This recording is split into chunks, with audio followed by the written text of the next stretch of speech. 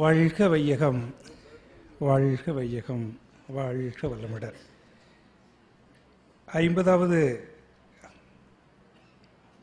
திருமண விழாவை நிறைவு செய்திருக்கின்ற நமது மதிப்புக்குரிய ஆழியார் நிர்வாக அரங்காவலர் டாக்டர் எஸ்.வி. பாலசுப்ரமணியம் அண்ணா அவர்களே, திருமதி பாலசுப்ரமணியம் அவர்களே, நமக்கு ஒரு அற்புதமான சிந்தனையும் அன்பையும் இந்த அரங்கத்திலே விதைத்து சென்ற நமது மதிப்புக்குரிய உலக சமுதாய சேவா சங்க தலைவர் எஸ்கேஎம் மயிலானந்தன் ஐயா அவர்களே, நல்ல ஒரு வரவேற்புரை நல்கிய நமது இணை நிர்வாக அரங்காவலர் ஆழியார் எம் சின்னசாமி அண்ணா அவர்களே, தவம் நடத்திய கே பெருமாள் அவர்களே, நமக்கு மனைவியின் மாண்பை பற்றி பேச இருக்கின்ற நமது மதிப்புக்குரிய லட்சுமி ராமகிருஷ்ணன் அம்மா அவர்களே, இங்கு சிறப்பு தம்பதியராக இருக்கின்ற நமது உலக சமுதாய சேவா சங்கத்தினுடைய துணைத் தலைவர் திரு ஆறுமுகம் அண்ணா அவர்களே, திருமதி ஆறுமுகம் அவர்களே, திரு சேட் அவர்களே, திருமதி சேட் அவர்களே,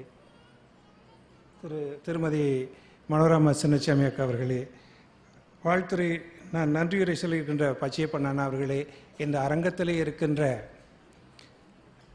சிறப்பு தம்பதியினரே, சிந்தனையாளர்களே, பத்திரிகை நிபுணர்களே, உங்கள் அத்தனை பேருக்கும் என்னுடைய அன்பை, வணக்கத்தை, வாழ்த்துக்களை தெரிவித்துக் கொண்டு, இப்போ ஐயா அவர்கள் சொன்ன மாதிரி நாம் எல்லாம் எப்பொழுதும் மற்ற கூட்டத்தில் இருப்பதை விட சந்தோஷமாக இருக்கிறோம் என்று நினைக்கிறேன். எல்லாரும் சந்தோஷமாக தானே இருக்கிறோம். சந்தோஷத்துக்கு என்ன காரணம்? நமக்கு பக்கத்தில் கடவுள் இருப்பதாலே. நமக்கு மிக அருகிலே கடவுள் இருக்கிறார். நீங்கள் சுற்றி பார்த்தீங்களா? கடவுள் இருக்கிறது தெரியுதா? பக்கத்திலேயே இருக்கிறார், நெருக்கி கொண்டு, இல்லையா? ஸோ அதைத்தான் அருள் தந்தை அவர்கள் சொல்கிறார், ஒரு இறைவன் இன்னொரு இறைவனுக்கு வாழ்க்கை முழுவதும் துணை செய்ய வந்தவர் வாழ்க்கை துணைவர். அப்போ வாழ்க்கை துணைவர் தானே இறைவன். நமது பக்கத்திலே இறைவன் இருப்பதால் நமக்கு ஏற்பட்ட மகிழ்ச்சி இன்று அதிகமாக இருக்கிறது. துன்பமாக யாரும் நினைத்து விடக்கூடாது. ஆனால் வேதகாலம் தொட்டு ஒரு பழக்கம் இருந்து வந்ததாக சொல்லப்படுகிறது. ஏனென்றால் பெண்கள் இரண்டாம் தர பிரஜைகளாக மதிக்கப்படுகிறார்கள், நடத்தப்படுகிறார்கள் என்று. அதையெல்லாம் மாற்றுவதற்காகத்தான் இந்த விழாவை அருள்தந்தை அவர்கள் ஏற்பிருக்கின்றார்கள். அப்போ ஏன் மாற்றப்படுகிறது, ஏன் அப்படி நினைக்கப்படுகிறது என்று சொன்னால், பரிணாமத்தில் பார்த்தோம் அப்படின்னு சொன்னோம்னா 2 அறிவு வரைக்கும் ஆண் பெண் வித்தியாசம் இல்லை. 3வது அறிவு வரும்போது ஆணுக்கும் பெண்ணுக்கும் இறைவன் வித்தியாசத்தை கொடுத்து விடுகிறான். ஆணுக்கு காக்கின்ற பொறுப்பை கொடுக்கிறான், பெண்ணுக்கு படைக்கின்ற பொறுப்பை கொடுக்கிறான். ஈல பாருங்க, தேனீல ராணி தேனி இருக்கும். ராணி தேனிக்கு என்ன வேலை? அது முட்டையிடுவது தான் அதனுடைய வேலை. மற்ற ஈக்களுக்கெல்லாம் என்ன பேரு? லேபர் அப்படின்னு பேரு, இல்லையா? அது வேலையாட்கள் என்று அதுக்கு பேரு. அதையெல்லாம் போய் தேனை சேகரித்து கொண்டு வர வேண்டும். இவர்கள் உயிரை உற்பத்தி செய்து கொண்டு இருப்பார்கள். ஸோ இங்கே தான் படைக்கின்ற பொறுப்பும் உழைக்கின்ற பொறுப்பும் வேறுபடுகிறது. ஸோ 3வது அறிவிலிருந்து வந்த பரிணாமத்தில் ஆண்களுக்கும் பெண்களுக்கும் என்ன நீதி என்று சொன்னால், பெண்கள் இறைவனுக்கு சமமாக படைக்கின்ற தொழிலை செய்கின்றார்கள். மகரிஷி அவர்கள் அழகாக சொல்கிறார், எல்லையற்ற ஆற்றல் உள்ள இறைவன் திரு உள்ளம் என்ன, எவ்வுயிரும் தோன்றுதற்கு ஏற்றதொரு திருவழியாய் வல்லமையாய் பெண்ணினத்தை வடிவமைத்தான் அற்புதமே. எல்லையற்ற ஆற்றலுள்ள இறைவன் திரு உள்ளம் என்ன, எவ்வுயிரும் தோன்றுதற்கு ஏற்றதொரு திருவழியாய் வல்லமையாய் பெண்ணினத்தை வடிவமைத்தான் அற்புதமே. வாழ்ந்து வரும் மக்களிலே இவ்வளம் அறிந்தோர் எத்தனை பேர்? யாருக்கு அதை தெரிந்து கொண்டிருக்கிறார்கள்? பெண்கள் தான் படைக்கின்றார்கள். அதனால தான் இந்த பிரம்மம் என்பதும் அம்மா பிரம்மா என்பதற்கு என்ன வேறுபாடு என்று சொன்னால், பிரம்மம் உலகத்தை படைக்கிறது, அம்மா உயிர்களை படைக்கிறாள். சாதம் பிரசாதம் என்று சொல்கிறார்கள் இல்லையா? சாதம் என்பது மனிதனுக்கு, அதே சாதமானது கருவறைக்குள் சென்று வந்தால் அது பிரசாதமாகிறது.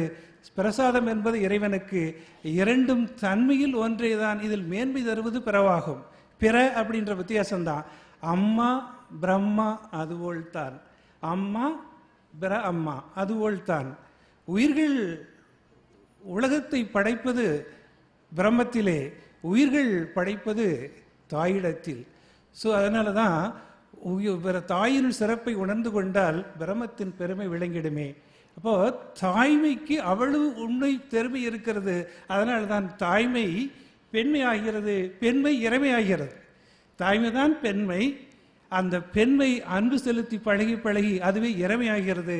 அதனால் தாய்மை இறைமையாக போற்றப்படுகிறது. அப்போ இந்த தாய்மையை மதித்தால் வாழ்க்கை சிறக்கும். தாய்மையை அவமதித்தால் அவர்கள் வாழ்க்கையில் தோற்று விடுவார்கள், அவர்கள் வாழ்க்கையில் துன்பப்படுவார்கள். இதைத்தான் மகரிஷி அவர்கள் அழகாக சொல்கிறார்கள். எந்த இடத்தில்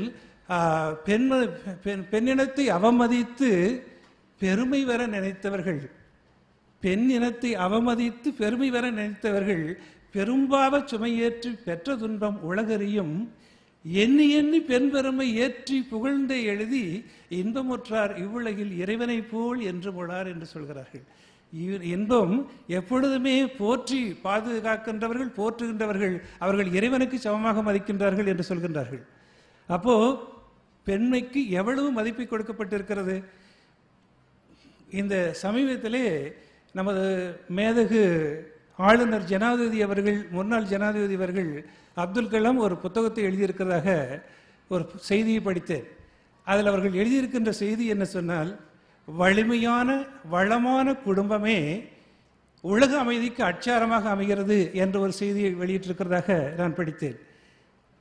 அருள் தந்தை அவர்கள் தனிமனித அமைதி அதுவேதான் குடும்ப அமைதி, அதுவேதான் உலக அமைதியாக மாற்றம் வருகிறது என்று அச்சாக சொன்னது இந்த அறிஞர் பெருமக்கள் எல்லாம் அதை ஏற்றுக்கொண்டு வந்திருக்கின்றார்கள். இன்னும் பெண்மையினுடைய மதிப்பு, பெண்மை இருந்தால்தான் தலைவர் அவர்கள் அழகாக சொன்னார்கள், அந்த பெண்மையினுடைய அன்பினாலே தான் இறைமை வருகிறது. குழந்தையாக வரும்போது அந்த குழந்தையின் மீது செலுத்துகின்ற அன்பு என்று. திருமணம் செய்யும் போதே ஒருவன் இறைவனை அடைவதற்கு, இறைநிலை அடைவதற்காகத்தான் திருமணம் செய்கிறார்கள் என்று சாஸ்திரம் சொல்கிறது. சப்தவதி என்ற ஒரு சடங்கு முறை இருக்கிறதா இந்து திருமணத்திலே, நாம் கேள்விப்பட்டதான் பார்த்ததில்லை. அந்த 7 சப்தபதி என்ன 7 நடைகளிலே, அந்த ஒரு நடையிலே ஒரு மந்திரம் என்னவென்று சொன்னால், மணமகனானவன் மணமகள் கையை பிடித்து கொண்டு, ஏ பெண்ணே, நான் இதுவரை 1000 பிறவிகளை எடுத்து விட்டேன், இருந்தாலும் நான் இன்னும் இறைநிலை அடைந்த பாடில்லை, என்னுடைய பதிவுகள் இருந்து நான் விடுதலை பெற முடியவில்லை. இன்று உன் கையை பிடித்து உன் மூலமாக ஒரு பிறவி செய்து என்னுடைய பிறவியின் தொடர்ச்சியை நீக்கிக் கொள்வதற்காக உன் கரம் பற்றுகிறேன் என்பதாக இருக்கிறதாம். இப்படி ஒரு ஆண் தன்னுடைய இறைநிலை அடைவதற்கு கூட பெண்ணின் துறையை நாடுகின்ற பெருமை இந்த நாட்டிலே இருக்கிறது. இப்படிப்பட்ட சிறந்த பெண்மையை மதிக்க வேண்டும் என்பதற்காகத்தான் பெண்ணிற்காக இந்த பெண்மையை மதிப்பதற்கான விழாவாக எடுத்தார்கள். கிட்டத்தட்ட 20 ஆண்டுகள் ஒரு பெண்ணை வளர்த்து அவளை நல்ல விதமாக படிக்க வைத்து, இல்லையா, அவளுக்கு சிறப்பு செய்து திருப்பி ஒரு வீட்டுக்கு அனுப்பி வைக்கும்போது அவளுக்கு அங்கு மருமகள் என்று பெயர். அதே பெண் அந்த வீட்டிலிருந்து நம்ம வீட்டுக்கு வரும்போது அந்த வீட்டு மகள் நம்மளுடைய மருமகளாகிறாள், நம்ம வீட்டு மகள் அவள் வீட்டில் மருமகளாகிறாள். இவ்வளவுதான் வித்தியாசம். அதனால தான் மருவி வந்த மகள் என்று அழைக்கப்படுகிறாள் மருமகள். ஆனால் மகளுக்கு காட்டுகின்ற உரிமை சிறப்பு எந்த வீட்டிலும் மருமகளுக்கு இல்லாமல் இருந்தது, இருக்குதும் சில இடங்களில் இருப்பதும் உண்மையாகத்தான் இருக்கிறது. இதை மாற்ற வேண்டும் என்பதுதான் இதன் அடிப்படை நோக்கமாக அமைந்தது. அப்போ இந்த சிறப்புமிக்க விழாவிலே இந்த பெண்மணி ஒரு சிறப்பை உருவதற்காக ஒரு வார்த்தை மகரிஷி அவர்கள் சொல்வார்கள். அதாவது இந்த உலகத்திலே 600 கோடி பேர் இருக்கிறார்கள். 600 கோடி மக்கள் தொகையிலே 300 கோடி பேர் பெண்கள் என்று வைத்துக் கொண்டால் மிச்சம் இருக்கின்ற 300 கோடி பேர் யார்? மிச்சம் இருக்கின்ற 300 கோடி பேர் யார்? ஆண்கள் இல்லை. மிச்சம் இருக்கின்ற 300 கோடி பேர் பெண்கள் பெற்ற பிள்ளைகள் என்று சொல்கிறார் இல்லையா? மிச்சம் இருக்கின்ற 300 பேரும் பெண்கள் பெற்ற பிள்ளைகள்.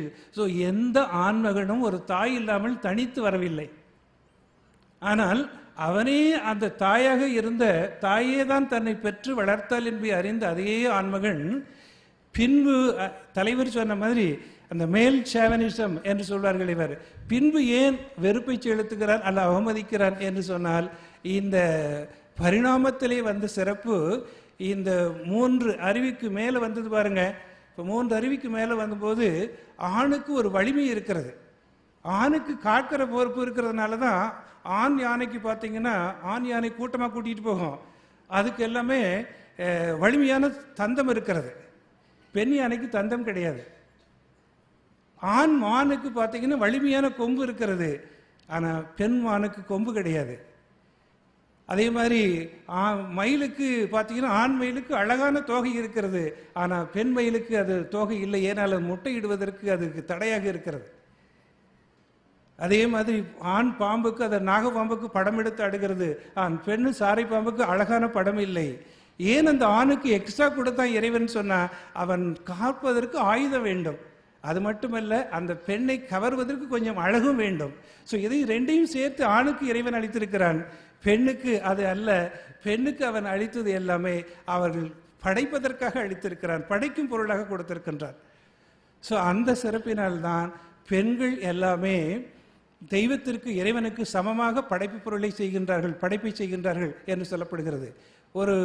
இந்த விழா எப்பொழுது தோன்றியது என்று சொன்னால் 1994 ஐயா அவர்கள் சொன்னது போல் ஆகஸ்ட் மாதம் 30ஆம் நாள் அன்று கூடுவாஞ்சேரியிலே முதல் மகரிஷி அவர்கள் தன்னுடைய துணைவர் வாழ்க்கை துணைவி அருளன்னை லோகாம்பாள் அவர்களுடைய 80வது பிறந்த நாள் விழாவிலே, நம்ம ஆணுக்கெல்லாம் அது சதாபிஷேகம் என்று சொல்வார்கள், 1000 பிறை கண்டவர்கள் என்று சொல்வார்கள், அந்த விழாவை எடுத்து அந்த விழாவுக்கு அன்னை அழைத்தார்கள்.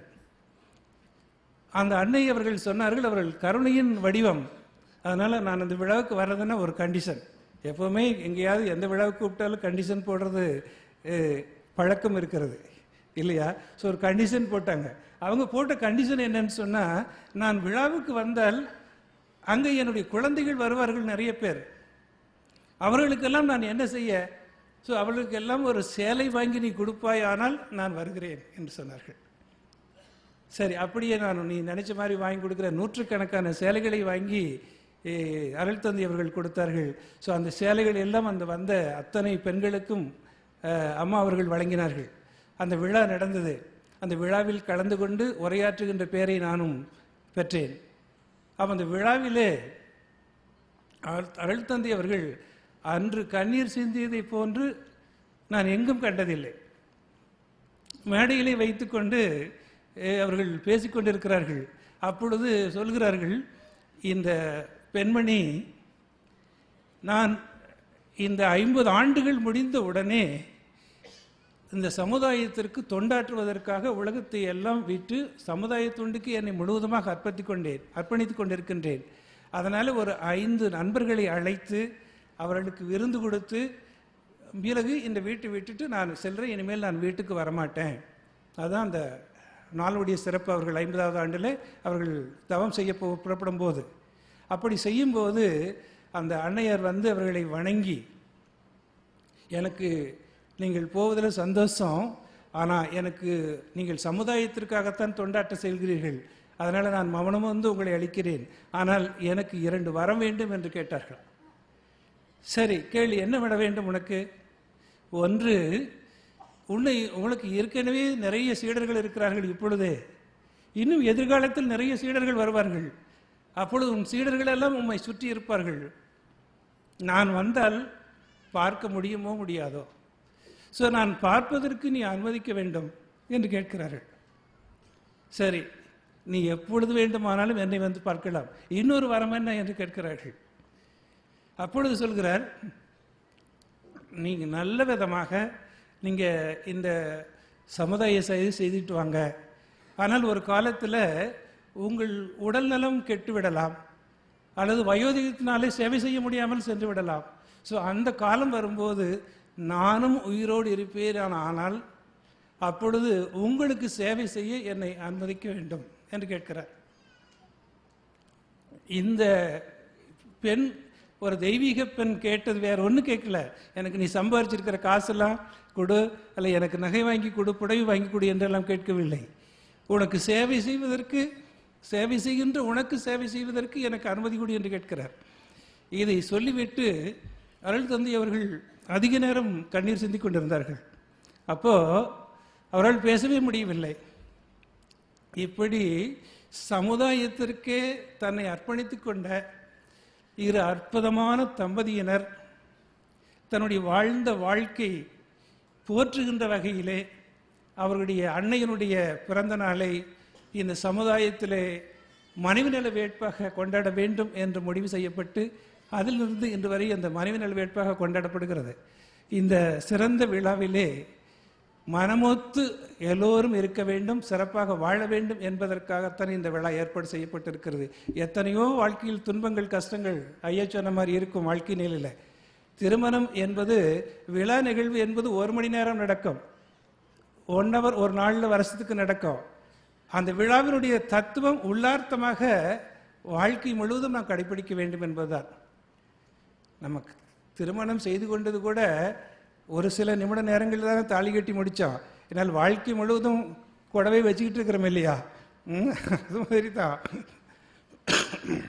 வாழ்க்கை முழுவதும் இந்த உள்ளார்த்தமான இந்த இதெல்லாம் எடுத்துக்கொண்டு செல்ல வேண்டும் என்பதற்காகத்தான் இப்பொழுது இந்த நிகழ்ச்சியை நாம் தொடங்குகின்றோம். ஸோ இந்த உயர்ந்த விழாவிலே சில சடங்கு முறைகள் இருக்கிறது. இந்த சடங்கு முறைகளில் இப்போ நம்ம ஒன்றும் இல்லை, சாதாரண சடங்கு முறைகள். ஒவ்வொருவர் மனமோட்டு வாழ்த்துக்கொள்வது, அருள் தந்தையவர்கள் சொன்ன சங்கல்பங்களை எல்லாம் நம்ம மனதுக்குள்ளே ஏற்றுக்கொள்வது, அதுதான். ஓகேயா? இப்பொழுது நம்ம அந்த சடங்கு முறைகளை நம்ம ஆரம்பிக்கலாம். முதல்ல அருட்காப்பு என்ற ஒன்று, இது கட்டுதல் இல்லை. அப்புறம் டிரான்ஸ்கரண்ட் மெடிடேஷன் என்ற ஜீவகாந்த பரிமாற்ற தவம். அப்புறம் மலர் கனி பரிமாற்றம். இது 3ஓட நிறைவு செய்கிறோம். ஓகேயா? இப்போ அருட்காப்பு என்பது ஆத்மாவானது பேராத்மாவோடு இணைந்து காப்பிட்டுக் கொள்வதற்கு பேர் அருட்காப்பு. ஆத்மாவானது பேராத்மாவோடு இணைந்து காப்பிட்டு கொள்வதற்கு பேர் தான் அருட்காப்பு என்ற பெயர். நமக்கு பக்கபலமாக ஒருவர் துணை இருப்பார் ஆனால் நமக்கு வலிமை அதிகமாக இருக்கும். நமக்கு பக்கபலமாக இறைவனே துணை இருந்தால் எவ்வளவு பலம் இருக்கோ. ஸோ அது மாதிரி தான் அருட்காப்பிட்டுக் கொள்வது என்பது.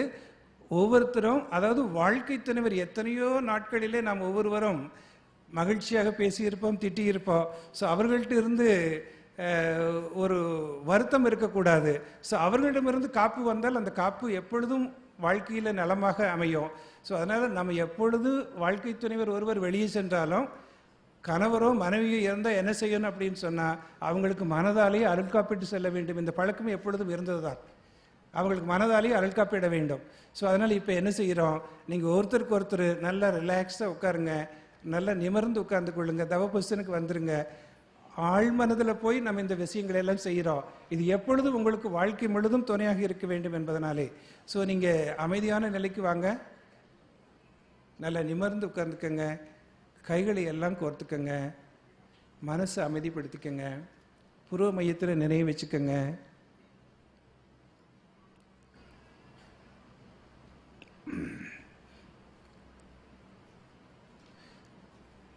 இப்போ வாழ்க்கை துணைவர் ஒருவர் மற்றொருவரை நினைந்து அப்படியே மெதுவாக உங்களுக்கு சொன்ன தெரிஞ்சாலும் சரி, நான் சொல்கிறத அப்படியே சொல்லிட்டு வாங்க. அருட்பேராற்றல் இரவும் பகலும் எல்லா நேரங்களிலும் எல்லா இடங்களிலும் எல்லா தொழில்களிலும் உறுதுணையாகவும் பாதுகாப்பாகவும் வழிநடத்துவதாகவும் அமையுமாக. வாழ்க வளமுடன், வாழ்க வளமுடன், வாழ்க வளமுடன். இப்போ நம்ம அருட்காப்பிட்டோம். இப்போ நம்ம காந்த பரிமாற்ற தவம் செய்ய இருக்கின்றோம். காந்தம் அப்படின்னு சொன்னால் உயிரின் அலைக்கு பேர் தான் காந்தம் அப்படின்னு பேர். நம்ம உடலுக்குள்ள உயிர் இருக்கிறது. இந்த உயிரினுடைய அலை நம்ம இந்த உடலை எல்லாம் நடத்துகிறது. உயிரினுடைய நுண்ணியக்கம்தான் காந்தம்னு பேர். ஸோ அந்த நுண்ணியக்கமான உயிர் நம்ம உடலில் இருக்க உடலை அத்தனையும் கட்டுவிடாமல் பிடிக்குது. சாப்பாடை டைஜஷன் பண்ணுது, ஹார்ட் இயக்குது, லங்ஸ் இயக்குது, பார்க்கறது, கேட்கறது, சுவைக்கிறது, ரசிக்கிறது எல்லாத்தையும் செய்யுது. இப்படி நம்ம செய்யறது எல்லாத்தையும் உள்ள எண்ணமாக பதிவு வச்சுக்குது. நல்லதையும் சரி கெட்டதும் சரி, திட்டினாலும் சரி வாழ்த்தினாலும் சரி எல்லாம் உள்ள வாங்கி வச்சிருக்கு. ஸோ இப்போ என்ன செய்கிறோம், நம்ம காந்தத்தை பரிமாறிக்கொண்டு கணவனும் மனைவியும் நமக்குள்ள இருக்கின்ற பதிவுகளை எல்லாம் போர்க்கு கொள்வதற்காக நல்ல சங்கல்பங்களோடு மேற்பதிவு செய்து கொள்கின்றோம்.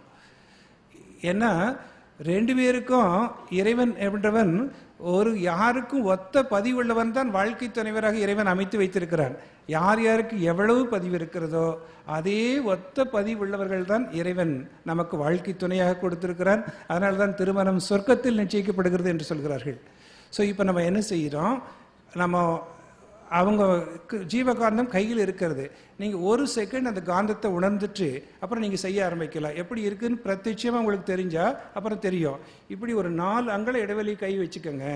வச்சுட்டு அப்படி மேலேயே நீங்கள் மனசு வச்சு ஒரு 30 செகண்ட்ஸ் இருங்க பார்ப்போம். 2 கைகளையும் மேலே வச்சுக்கோங்க. ஆமாம், எங்கேயும் முட்டாமல் உள்ளங்கையை நினச்சிக்கோங்க. கண்களை மூடிக்கோங்க. உள்ளங்கையே கவனித்து பாருங்கள். ஒரு 4 to 6 அங்குல இடைவெளி வச்சுக்கணும் கைகளில். மெதுவாக இப்போ அப்படியே கவனிச்சுக்கிட்டு 10 அங்குலத்துக்கு வந்து 2 அங்குலத்துக்கு போங்க. கைகளை சுருக்கி விரிங்க. முன்னாடி பின்னாடி அசைச்சு பாருங்க. உணர்வால் கவனிக்கணும்.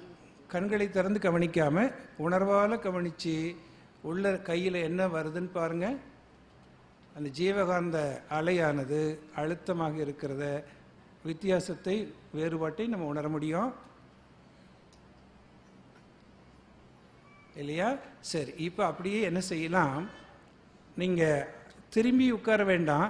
ஆனால் பெண்கள் 2 கையும் இப்படி வைத்துக்கொள்ள வேண்டியது கீழே, ஆண்களை நோக்கி கணவனை நோக்கி. கணவர் 2 பேரும் 2 கைகளையும் அவர்கள் கை மேலே வச்சுக்கோங்க.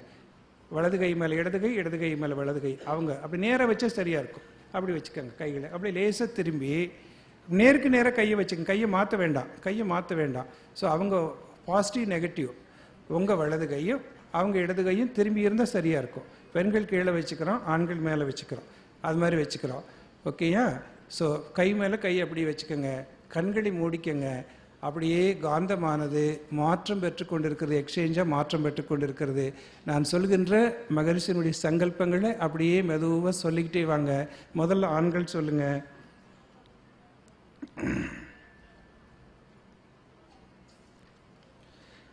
மனம் என்னும் புனிதமுல இணைப்பின் மூலம் மனைவியாய் எனக்கமைந்த மங்கையே, மனைவியாய் எனக்களித்த மங்கையே, நற்குணவதியே, பெண்குலத்தின் பெருமைமிக்க குலவிளக்கே, பெண்குணத்தின் பெருமைமிக்க குலவிளக்கே, தியாகத்தின் சுடரே, உந்தன் கணவனென்ற முறைதனிலே ஆற்ற உள்ள கடமைகளில் சிறிதளவும் தவறமாட்டேன். இப்ப இருவருமே சேர்ந்து இதுவரை நாம் அறியாமல் செய்த கோபதாபங்கள், கடுஞ்சொற்கள், அவமதிப்பு போன்ற குற்றங்கள் ஏதேனும் இருந்தால் அதை பெரிதுபடுத்தாமலும் பொறுத்தும் மன்னித்தும் மறந்தும் இனி மண்ணுலகில் மாண்போடு வாழ்வோம். குடும்ப அமைதிக்கு வித்தான பொறுமை, விட்டுக்கொடுத்தல், தியாகம் மூன்றையும் கடைப்பிடித்து நம் தலைமுறை வணங்குமாறு வாழ்ந்து காட்டுவோம். குடும்ப கடமைகளில் நமக்குள் தன்முனைப்பின்றி ஒளிவு மறைவின்றி உணர்ச்சி நிலையை தள்ளி மனவளக்கலை தந்த அறிவோடு அன்பும் அரணும் கொண்டதாய் மாற்றி காட்டுவோம். நம் பிறவித் தொடரான குழந்தைகளை சான்றோனாக்குவோம். நம்மை கருவாக்கி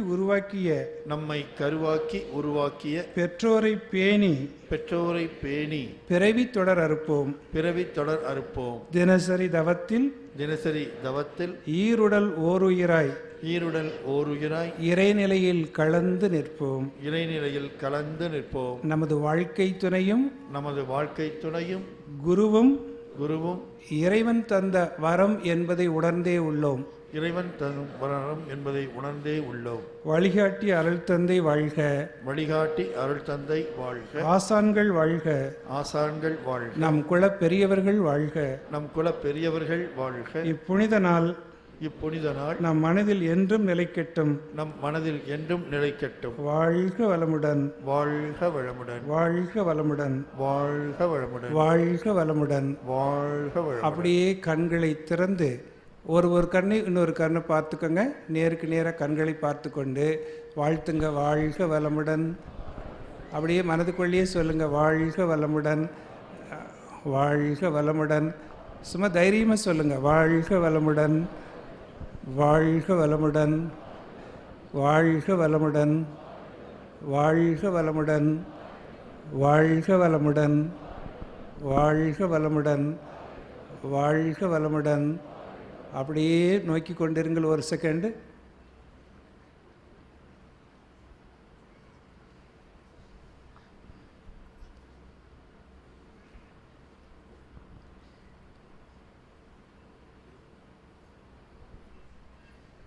சரி, வாழ்க வளமுடன். கைகளை எடுத்துக்கலாம்.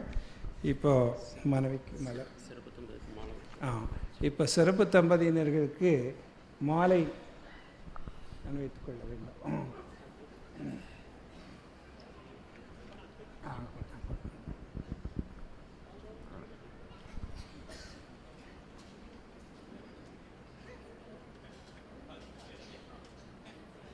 எல்லோருக்கும்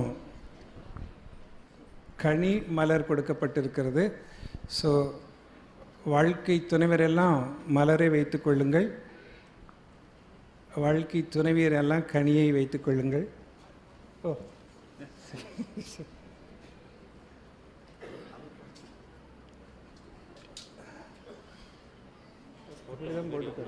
சரி, நீங்க சொன்னதான் போடுவாங்க. போடுங்க.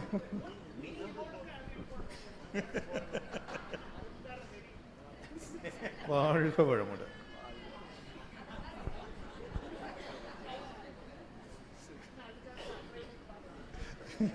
வாழ்க வளமுடன். வாழ்க வளமுடன். சிறப்பு தம்பதியர் ஒருவருக்கொருவர் இப்போ இங்கே வந்து மாலை இட்டுக் கொள்கிறார்கள்.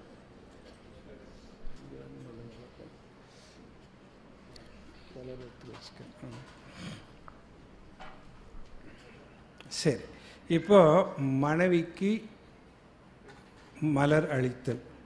இப்போ நீங்கள் கணவர்கள் எல்லாம் சொல்லணும். இது எல்லாம் கணவர்கள் எல்லாம் கையில் மலர் வைத்து கொண்டு சொல்லுங்கள். 2 பேரும் அவங்க முகத்தை பார்த்துக்கிட்டே சொல்லணும். ஓகேயா? மலர் போன்ற மென்மையான மலர் போன்ற மென்மையான மனம் கொண்ட நீங்கள் மனம் கொண்ட நீங்கள் மனைவியாக வந்ததற்கு நான் பாக்கியம் செய்தவன்.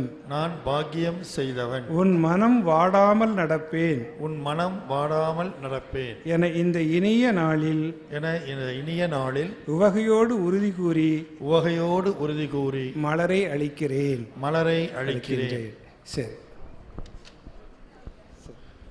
ஐயா, மலர் கையில் கொடுக்கணுமா வச்சு விடணுமா?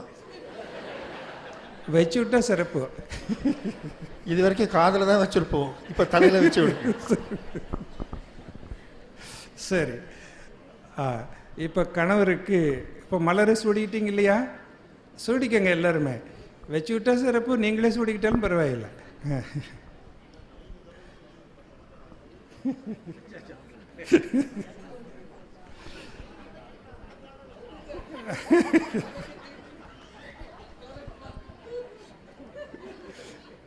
சரி, இப்போ கணவருக்கு கனி போன்ற இல்லை, வாழ்க்கை துணைவியரெல்லாம் சொல்லுங்க. கனி போன்ற கனிவான மனம் படைத்த நீங்கள் கனிவான மனம் படைத்த நீங்கள் எவ்வாறு கனியில் உள்ள வித்து எவ்வாறு கனியிலுள்ள வித்து முளைத்து முளைத்து மீண்டும் மலர்ந்து மீண்டும் மலர்ந்து பூவாகி காயாகி கனியாவது போல பூவாகி காயாகி கனியாவது போல இக்குடும்பத்தில் என்னை ஏற்று இக்குடும்பத்தில் என்னை ஏற்று உள்ளக்கனியாக மலரச் செய்து உள்ளக்கனியாக மலரச் செய்து சுவனறைந்த வாழ்க்கையை அளித்ததற்கு நன்றி கூறி சுவையான வாழ்க்கையை அளித்ததற்கு நன்றி கூறி இனியும் கனிவாக நடந்து கொள்வேன் என இனியும் கனியாக நடந்து கொள்வேன் என உள்ள பூரிப்போடு உள்ள பூரிப்போடு உவகையுடன் உவகையுடன் இவ் இனிய நாளில் உதய நாளில் இக்கனியை அளிக்கின்றேன். கனியை அளிக்கின்றோம்.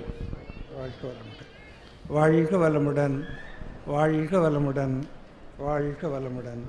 இப்போ வாழ்க்கை துணைவர் ஒரு மகரிஷி சொன்ன கவியை சொல்ல வேண்டும். ஓகேயா? சரி. பெற்றோரை பிறந்தகத்தை பிறந்த ஊரை விட்டு பிரிந்து வந்து பெருநோக்கில் கடமையறமாற்ற பற்றற்ற துறவியென குடும்பத்தொண்டேற்று பண்பாட்டின் அடிப்படையில் எனைப்பதியாய்க் கொண்டு நற்றவத்தால் என் வாழ்க்கை துணையாகி பெண்மை நலநோக்கில் அன்போடு கருணை இவை கொண்டு மற்றவர்க்கும் தொண்டாற்றும் மாண்புமிக்க எந்தன் மனைவியை நான் மதிக்கின்றேன். வாழ்த்தி மகிழ்கின்றேன். வாழ்க வளமுடன். இப்போ அப்படியே கண்களை மூடி நேரா அமர்ந்து ஒருவருடைய வாழ்க்கை துணைவர் உருவத்தை நினைந்து உள்ளத்தில் வாழ்க வளமுடன் வாழ்த்திக் கொள்ளுங்க. ஒரு நிமிடம் எல்லாரும் கண்களை மூடிக்கங்க. ஆனால் நிறைய பேர் கண்களை மூடுறதுக்கு செய்ய மாட்டேன்றீங்களே. கண்களை மூடிக்கங்க. இப்போ உங்கள் கடவுளை நினைக்கிற மாதிரி வாழ்க்கை துணையை நினைந்து அவங்கள் உருவத்தை வாழ்க வளமுடன், வாழ்க வளமுடன். உங்கள் ஆழ்மனம் சொல்லட்டும். வாழ்க வளமுடன், வாழ்க வளமுடன், வாழ்க வளமுடன், வாழ்க வளமுடன், வாழ்க வளமுடன், வாழ்க வளமுடன்.